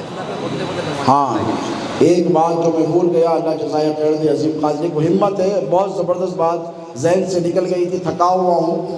میں بولنا چاہتا تھا, اگر آپ لوگ اجازت دے تو 5 منٹ میں بول دوں. میں آ ہی رہا تھا اس ٹاپک کی طرف. آج بیٹھا تھا میں عبدالعظیم قادری سوداگر کے رہائش گاہ اور کے مکان پر. گفتگو چل رہی تھی کہ محرم میں پچھلے زمانوں میں مجیب بھائی بھی شاید ہے, رفیق بھائی بھی بیٹھے ہوئے ہیں کہ سینئر لوگ ہیں, کہ محرم الحرام میں اس مہینے میں سنیوں کے پاس بہت زبردست ایکٹیویٹیز ہوا کرتی تھی. اکھاڑے ہوتے تھے, مقابلے ہوتے تھے کشتی کے. تو اس کمپٹیشن میں جیتنے کے لیے 1 سال تک نوجوان محنت کرتے تھے, پہلوانی کرتے تھے, داؤ سیکھتے تھے, کرتب سیکھتے تھے. اور اس کے بعد جب اکھاڑا ہوتا تو کئی پہلوان میدان میں اترتے, ان میں سے ایک کامیاب ہوتا اور 1 سال تک کے لیے وہ ٹائٹل جیتنے والے کے پاس ہوتا. اب آپ یہ سوچ رہے ہوں گے کہ کربلا کے سانحے سے کشتی کا کیا تعلق ہے؟ بھئی آپ بول رہے ہیں واٹ از دا ریولنس؟ ریولنس کیا ہے؟ کوئی ریولنس ہے؟ ریولنس کیا ریولنس ہے پتہ ہے آپ کو؟ قوم کو تیار کیا جاتا تھا, کربلا بتائی جاتی تھی اور علی اکبر کی روح نوجوانوں میں پھونکی جاتی تھی, حضرت قاسم کی ہمت پھونکی جاتی تھی, شیر خدا کی قوت طاقت کا درس دیا جاتا تھا کہ مسلمانوں تیار رہو, ضرورت پڑ سکتی ہے. وہ ختم کر دیے گئے. اور ایک کام, اجمیر شریف گئے ہو نا, کتنوں نے سوشل میڈیا پر دیکھا ہے کہ اجمیر میں تعزیہ نکلا ہے؟ نکلا نہیں نکلا؟ بولو. لاکھوں کی تعداد میں اہل سنت, کون اہل سنت اس اجتماع میں شامل تھے جہاں پر تعزیہ نکالا گیا. اب اگر آج کے دور میں سید علی مصطفیٰ قادری یہ کہے کہ تعزیہ پھر سے نکالا جائے تو 1000 فتوے آ جائیں گے. بولیے, تعزیہ داری اہل سنت میں روا تھی, کیوں تھی؟ ذرا سوچیے. تعزیہ ہوتا کیا ہے؟ تعزیہ ایک ماڈل ہوتا ہے. امام حسین علیہ السلام کی گنبد مبارکہ کا, جالی مبارکہ کا, روضہ مبارکہ کا 10 دن تک دیا جاتا. لوگ آتے دیکھتے رہتے ہیں. کسی کو جالیوں میں امام حسین کی قربانیاں نظر آتی, کسی کو گنبد میں امام حسین کا پیش کیا گیا اللہ کی راہ میں خون نظر آتا, کسی کو اس ماڈل میں امام حسین کی جرأت نظر آتی, کسی کو اس ماڈل میں امام حسین کی استقامت نظر آتی، کسی کو ہیبت نظر آتی، کسی کو شجاعت نظر آتی، وہ دیکھتا اور اس کا ایک تعلق جڑ جاتا کربلا کے ساتھ۔ کس کے ساتھ؟ کربلا کے ساتھ۔ اب المیہ یہ ہے جنہوں نے تعزیے پر فتوے لگائے ہیں، آج ان کی ہر کتاب پہ ان کے حضرت کی گنبد کے پٹے نظر آتے ہیں۔ میں اگر غلط کہہ رہا ہوں تو مجھے روکا جائے، بلکہ کرناٹک جا کر دیکھیے مدینہ شریف، کعبہ شریف، اس کے اوپر حضرت کی گنبد کی فوٹو، میں پروف دے سکتا ہوں، بتا سکتا ہوں۔ یہ محض اہل بیت اطہار کی دشمنی میں کیا گیا ہے۔ اور یاد رکھو دوستو، اللہ نشانیوں کو مٹانا پسند نہیں کرتا، اللہ تو نشانیوں کو زندگی عطا فرماتا ہے، اللہ تو زندگیوں کو، نشانیوں کو دوام عطا فرماتا ہے، اللہ تو نشانیوں کو فروغ دیتا ہے، اور اللہ نشانیوں کو، وہ نشانیاں جو اس کے محبوبوں سے منسوب ہو جائے، اس نشانیوں کو اپنی نشانی فرماتا ہے۔ صفا مروہ کیا ہے؟ آپ کیا پوچھتے ہیں ان پتھروں کو؟ نہیں نا، اللہ کیا کہتا ہے؟ ان الصفا والمروہ من شعائر اللہ۔ اللہ کہتا ہے کہ بے شک، نو ڈاؤٹ، صفا اور مروہ، بولا یہ تو پہاڑ ہے نا، یہ تو پتھر ہے نا، یہ خشک پتھر ہے نا، یہ نہ فائدہ کر سکتے ہیں، یہ نہ نقصان کر، خبردار۔ اللہ کہتا ہے ان الصفا والمروہ من شعائر اللہ، یہ پہاڑ نہیں ہے، یہ اللہ کی نشانی ہے۔ ہم نے پوچھا مولا یہ تیری نشانی کیسے ہو گئے؟ یہ تیری نشانی کیسے؟ یہ تو بے جان ہے نا، یہ تو پتھر ہے نا، یہ تو پوجے جاتے ہیں پانچ مذاہب میں، یہ بول سکتے، نہ فائدہ دے سکتے، نہ نقصان دے سکتے۔ تو اللہ نے فرمایا میری نشانی اس لیے کہ اس پہاڑ کا تعلق میرے ذبیح اسماعیل کی پیاس سے ہے۔ کس سے ہے؟ اسماعیل سے ہے۔ اسماعیل نے پیر رگڑا، یہاں سے زمزم نکلا، یہ میری نشانی ہے۔ اور بیوی ہاجرہ نبی نہیں ولی ہے، نبی کی بیوی ہے، نبی کی ماں ہے، نبی بولو نبی نہیں ہے، ولیہ ہے۔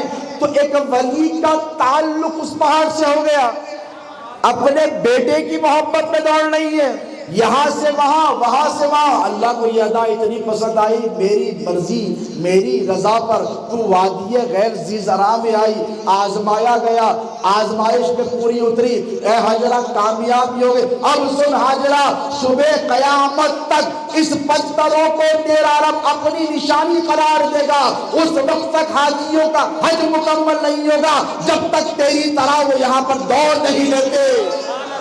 کیا بات ہے سرکار، سبحان اللہ۔ اس پر کسی کو اعتراض ہے؟ نہیں ہے۔ اگر ہم کربلا کا میدان کا نقشہ بنا کر امام حسین کے نام کا علم لے کر ادھر سے ادھر دوڑے تو خدا کی عزت کی قسم قرآن کا نزول رک گیا۔ اگر نہ رکا ہوتا تو حسین ابن علی کا علم بھی اللہ کی نشانی قرار دے دیا جاتا۔ سبحان اللہ، سبحان اللہ۔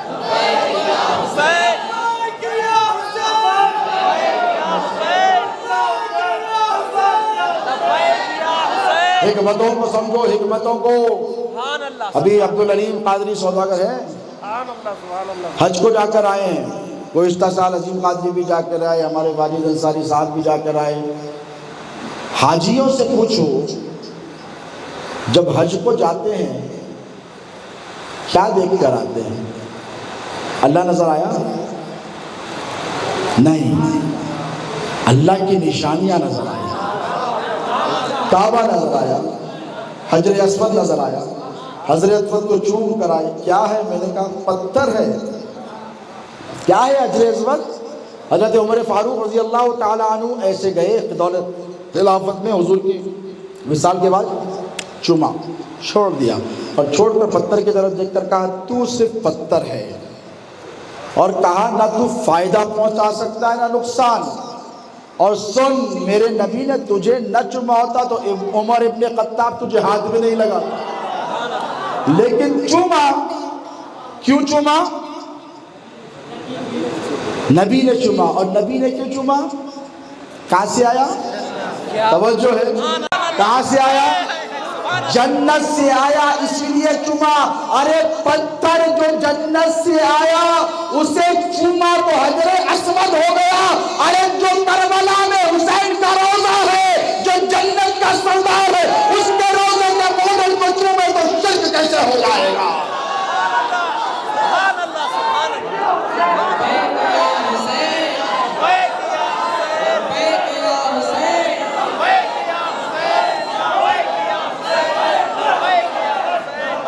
بولو. میرے نبی نے حسین کو چوما. وہ بھول گئے، وہ یاد نہیں رہا. زبان چسائی، گردن پر بوسے دیے اور گلے پر بوسے دیے. کہا یہ کاٹا جائے گا، یہاں سے کاٹا جائے گا، یہاں سے کاٹا جائے گا. وہ بھول گئے، دشمنی یاد رہ گئی. بس تعزیہ دیکھا، آگ بگولا ہو گئے. حکمتوں کو سمجھو دوستو، حکمتوں کو سمجھو. صفا کیا ہے، مروہ کیا ہے، حجر اسود کیا ہے، عرفات کا میدان کیا ہے، جبل رحمت کیا ہے، جہاں پر آدم کی دعا کو اللہ رب تبارک و تعالیٰ نے قبول فرمایا. یہ سب اللہ کی نشانیاں ہیں اور یہ سب بے جان ہیں. توجہ ہے. حجر اسود میں جان ہے، صفا مروہ میں جان ہے. بولو عرفات کے میدان میں چنچل میں جان ہے. جاندار کون ہے؟ حجر کا مقام جب اتنا بلند ہے تو بشر کے مقام کا عالم کیا ہو. اور جو سید البشر کا لخت جگر ہو، اس شہزادے امام حسین کا مقام کیا ہوگا. تو یہ تعزیوں پر اعتراض مت کرو، علم پہ مت کرو. نہیں، علم ایسی ہے جیسا امام حسین کے سر اقدس کو اٹھایا گیا تھا. میں نے کہا دیوانوں، علم کا تم نے مطلب ہی نہیں سمجھا. علم سے مراد، علم کہتے جھنڈے کو. کس کو کہتے ہیں؟ بولو. علم کہتے جھنڈے کو. تم ان کی طرح مت بناؤ، لیکن مسلمانوں جھنڈے لے کر تو نکلو یا حسین کے نام کے. بولو، لے کر نکلو. تعزیہ داری یاد رکھو کوئی بری چیز نہیں ہے اگر اس میں خرافات نہ ہو. اپنے حضرت کی بات آئی، ہر کتاب پہ چھاپ دیجیے. اپنے مولانا کی بات آئی، جلوس کے ساتھ لے کے نکل رہے ہیں، پھولا برسا رہے ہیں. اور جب نبی کے شہزادوں کی بات آئی تو وہیں پر مصلحت پسندی سے کہا. یہ دراصل مسلمانوں کے تعلق اہل بیت کو کمزور کرنے کی سازش ہے. کیا ہے؟ سازش ہے. یاد رکھو، روئے زمین پر اللہ کی سب سے بڑی نشانی امام حسین کی ذات ہے، امام حسن کی ذات ہے، مولا علی مشکل کشا شیر خدا کی ذات ہے، رسول اللہ صلی اللہ علیہ وسلم کے اس گھرانے کی ذات ہے. اہل بیت سے اپنی غلامی کے رشتے کو مضبوط بناؤ. اور جو ہمارے بزرگ کیا کرتے تھے، جو ہمارے بزرگ کیا کرتے تھے، وہ ایسی نہیں کرتے. شہزادے غوث اعظم فرمایا کرتے تھے کہ اہل سنت و جماعت بیٹا یہ مشاہدے کا مذہب ہے. ہمارے بزرگوں نے دیکھا ہے آنکھوں سے، ان پر سے حجابات اٹھے ہیں اور تب جا کر انہوں نے ہم کو اس پر عمل کروایا ہے. محض شربت بانٹ دینا یا پھر محض لنگر چلا دینا اس نیت سے کہ لوگ کیا کہیں گے، نہیں، لنگر چلاؤ، نیاز کرو، خود بھوکے رہو، دوسروں کو کھلاؤ. اس میں لطف ہے دوستوں. اس لیے کہ اسلام کھانے پینے کا مذہب صرف نہیں ہے تنہا. میرے آقا بھوکے رہا کرتے تھے، 3 دن پیٹ پر پتھر باندھا کرتے تھے. باندھتے تھے نہیں کہ حضور کو لطف آتا تھا. کیوں آتا تھا؟ رمضان کے مہینے میں ہر مسلمان حسینی کردار ادا کرتا ہے کہ نہیں؟ بولیے. صبح صادق سے لے کے شام تک کچھ نہیں کھاتا، اختیار میں ہوتا ہے. کیوں نہیں کھاتا؟ اللہ تیری رضا چاہیے. پانی نہیں پیوں گا، کھانا نہیں کھاؤں گا، تو چاہیے، تیری رضا چاہیے. مسلمانوں، تم 30 دن کے روزوں میں اللہ کی رضا کو تلاش کرتے ہو. وہ تمہارے 30 دن کیا، کائنات کے 30,000 کروڑ سال ایک طرف، میرے حسین کا 3 دن بھوکا اور پیاسا رہنا ایک طرف. دنیا کی کوئی عظمت امام حسین کی نالین کی گرد تک نہیں پہنچ سکتی. اہل بیت اطہار سے اپنے رشتے کو مضبوط کرو. اللہ رب تبارک و تعالیٰ سے یہی دعا ہے کہ مولا کریمہ کارسازہ بندہ نوازہ پروردگارہ ہمارے یہاں جمع ہونے کو قبول فرما. اے اللہ، کہنے سننے سمجھنے میں اگر ہم سے کوئی غلطی خطا